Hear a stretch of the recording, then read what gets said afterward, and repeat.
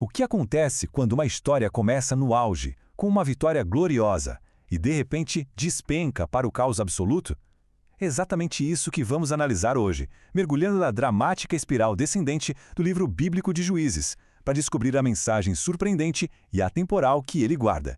E para dar uma ideia do que estamos falando, olha só essa frase de um comentário teológico. Se Josué é o livro da vitória, Juízes é o livro da derrota. É uma declaração bem forte, né? Ela já prepara o terreno para uma virada de chave bem dramática na história de Israel, uma transição de conquistas incríveis para um período de muita decepção. Basicamente, depois da morte do líder Josué, tudo mudou. Aquela geração que testemunhou milagres e conquistou a terra prometida se foi. E a que veio depois? Bom, ela tomou um caminho bem diferente. A fé, a unidade, tudo aquilo foi se desfazendo e dando lugar para a desobediência e, claro, para a derrota. Então a pergunta é, como isso aconteceu? Vamos investigar juntos os 5 passos que levaram a essa queda, desde pequenas decisões até um colapso total. Ok, vamos ao nosso primeiro ponto.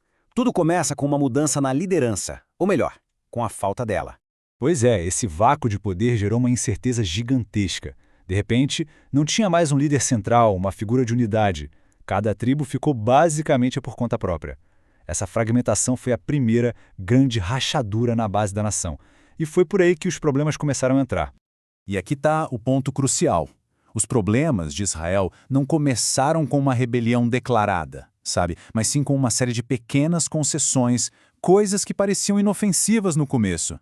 A ordem divina era bem clara: remover completamente as influências cananeias da terra. Mas, como o texto mostra, tribo após tribo falhou.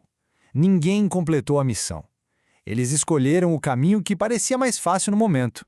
E como este comentário ressalta, em vez de expulsar esses povos, eles simplesmente os colocaram para fazer trabalho forçado ou decidiram conviver com eles. Foi uma decisão totalmente baseada na conveniência. E essa decisão de abrir mão dos princípios, de fazer concessões, teria consequências devastadoras. Aos pouquinhos, a linha que separava a identidade de Israel da cultura ao redor começou a ficar borrada, e eles acabaram se parecendo exatamente com os povos dos quais deveriam ser diferentes. Essas pequenas concessões acabaram criando um padrão super perigoso, e isso nos leva direto ao tema central de todo o livro de Juízes, um ciclo vicioso de apostasia, que é o abandono da fé, do qual eles simplesmente não conseguiam mais sair. Tendo esquecido completamente da própria história e do seu Deus, essa nova geração não viu problema nenhum em adotar os costumes, a idolatria dos vizinhos cananeus. Eles começaram a misturar tudo, perdendo totalmente a identidade. E isso prendeu o povo num ciclo repetitivo de 4 estágios que a gente vê ao longo do livro todo. Primeiro, vinha o pecado, quando eles se afastavam. Depois, a subjugação, sofrendo as consequências disso. Aí, vinha a súplica, o clamor por socorro. E, finalmente, a salvação, quando eram resgatados. Mas aí, tudo começava de novo. Só que aqui tem uma reviravolta interessante. Por mais que a história seja sobre o fracasso humano, ela é ainda mais sobre o resgate divino. Porque, apesar da infidelidade constante do povo, a resposta de Deus era sempre a mesma: misericórdia.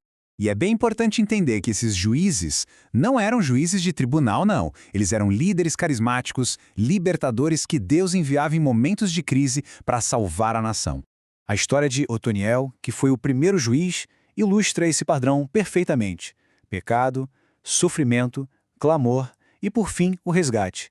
E depois de um tempo de paz, infelizmente, o ciclo começava mais uma vez. Certo. Então, o que tudo isso quer dizer hoje? A grande lição desse livro tão antigo é um alerta poderoso sobre o perigo de fazer concessões, de se acomodar com o que é errado. O aviso central é basicamente este. Pequenas concessões, aquelas coisas que toleramos hoje, podem crescer e se tornar problemas gigantescos amanhã.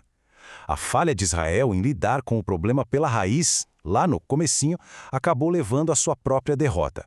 E essa pergunta traz a história direto para os nossos dias, não é? Ela força uma reflexão bem pessoal sobre as áreas da vida em que talvez estejamos fazendo concessões perigosas. Para fechar, o livro de Juízes deixa este pensamento final, bem provocador, sobre a natureza humana e a fé. É um lembrete de que, mesmo no meio do fracasso, são justamente os momentos de dificuldade que podem se tornar um caminho de volta para a dependência e para o livramento.